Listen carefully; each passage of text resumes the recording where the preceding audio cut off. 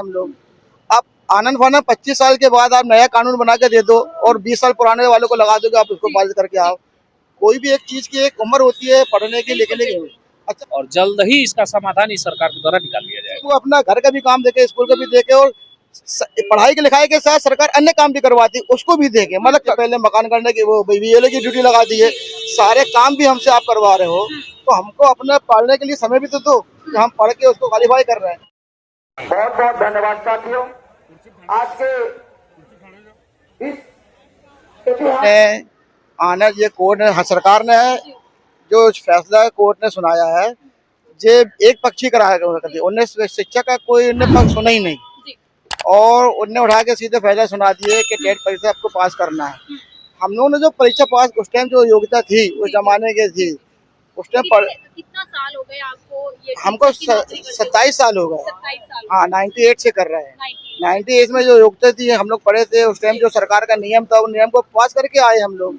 अब आनंद फानन 25 साल के बाद आप नया कानून बना के दे दो और 20 साल पुराने वालों को लगा दोगे, आप उसको पारित करके आओ। कोई भी एक चीज की एक उम्र होती है पढ़ने की, लिखने की। अच्छा, हम तो आप बोले हो कि हमसे परीक्षा टेट हो, अगस्त में आप टेट करवा रहे हो, अभी हमको जनगणना की ड्यूटी लगा दी है, इसके पहले मकान करने की वो बीएलओ की ड्यूटी लगा दी है, सारे काम भी हमसे आप करवा रहे हो, तो हमको अपने पढ़ने के लिए समय भी तो दो कि हम पढ़ के उसको क्वालिफाई कर रहे हैं। हम दुनिया भर का काम हमसे भी करवा रहे हो, पेपर भी लो और पास करो, नहीं तो आप जाओ, तो ये कहाँ का इंसाफ है? मोदी सरकार जिस तरीके से एक वादा करके आई थी कि सबका साथ सबका विकास, जब से मैं आऊंगा देश में तरक्की होगी, लेकिन टीचरों के साथ इतना भेदभाव क्यों कर रही है? वही तो हम लोग उसकी लड़ाई लड़ रहे हैं कि आखिर ऐसे भेदभाव, बोलो कुछ करो कुछ, ये कुछ समझ में नहीं आता। तो ये नहीं होना चाहिए। परेशान तो है ही, घर से भी दबाव होगा, घर से भी दबाव है, और एक अब जो है कि इस उम्र में परिवार की, गृहस्थी की, सब चीज की जिम्मेदारियां भी बढ़ जाती है। हाँ, एक उम्र होती है पढ़ने की, लिखने की, उसमें भाई दे तो कर लो। अब हम अपना घर का भी काम देखे, स्कूल का भी देखे, और पढ़ाई के लिखाई के साथ सरकार अन्य काम भी करवाती है, उसको भी देखे। मतलब काम का इतना बोझ है कि अपन कहाँ देखें।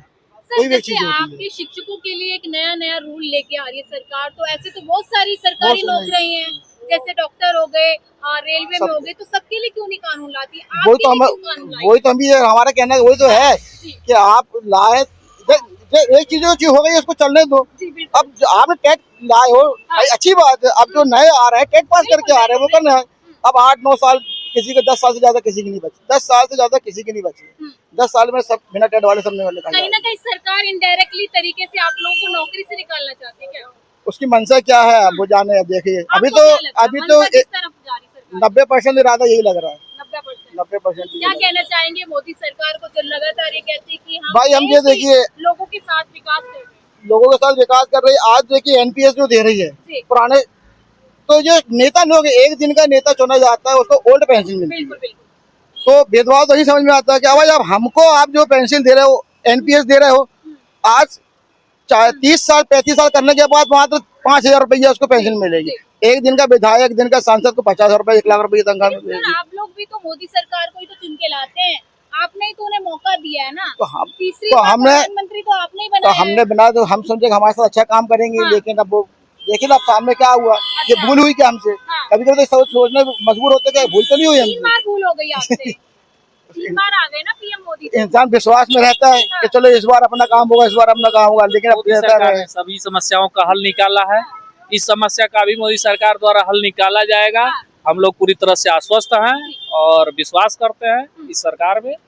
ये समस्या इसी सरकार के द्वारा उत्पन्न की गई है और जल्द ही इसका समाधान इस सरकार के द्वारा निकाल लिया जाएगा। से आए हैं, क्या नाम है आपका? बाबूराम नाम है सर, गोरखपुर जिले से आए हुए हैं। क्यों आए हैं आज रामलीला मैदान पे, क्यों आए? हम लोग जो है, हम लोग 2011 के पूर्व के नियुक्त हैं, और हम उस समय टेट व्यवस्था नहीं था। आज जो है सरकार, सुप्रीम कोर्ट जो है आदेश आया है कि 1 सितंबर 2025 को कि सभी अध्यापकों को टेट क्वालिफाई करना है। तो जिस समय हम लोगों का विज्ञापन हुआ, जिस समय नियुक्ति हुआ, उस समय टेट नहीं था। अच्छा, उस टाइम नहीं था? उस समय टेट नहीं था। बाद में टेट आया, तो हम लोग 2011 के पूर्व जो नियुक्त हैं, तो हम लोगों को टेट से मुक्ति मिलनी चाहिए। हम लोगों का सरकार से भी निवेदन है। अच्छा, वैसे जो ये जो टेट एग्जाम लेकर आई है सरकार, क्या सही है? क्या आप लोगों के लिए वो योग्यता पास करना जरूरी है? तो अध्यापक के लिए तो जरूरी है ये है, लेकिन जो पहले से जो नियम कानून नहीं बना था जी, जी। उन लोगों को छूट मिलना चाहिए। छूट मिलना चाहिए। हाँ, सरकार ये चीजें क्यों नहीं समझ क्योंकि रही? इसके पहले भी हम्म। नीट परीक्षा बाद में किया गया। बिल्कुल बिल्कुल। पहले जो है कंबाइंड प्री मेडिकल टेस्ट था, तो क्या पहले के जो डॉक्टर हैं आज नीट क्वालिफाई कर पाएंगे? बिल्कुल नहीं कर पाएंगे। नहीं कर पाएंगे। उसी तरह से जो पुराने अध्यापक हैं जिनके वो 15 साल 20 साल नियुक्ति हो गया, जी। तो उन लोग जो लोग 2011 के पहले के नियुक्त हैं उन लोगों से अपील है सरकार से कि उन लोगों को छूट दिया जाए। अगर ये जो टेट एग्जाम का जो लगातार आप लोगों को दबाव डाला जा रहा है कि आप इसे क्वालिफाई करिए, आप नहीं करते या आप लोग नहीं इसको क्वालिफाई करते, तो अगला कदम क्या उठाएंगे? अगला कदम हम लोग जो है प्रयास करेंगे कि सुप्रीम कोर्ट में जो है पुनर्विचार याचिका दायर है। अब देखिए क्या निर्णय आता है, ये तो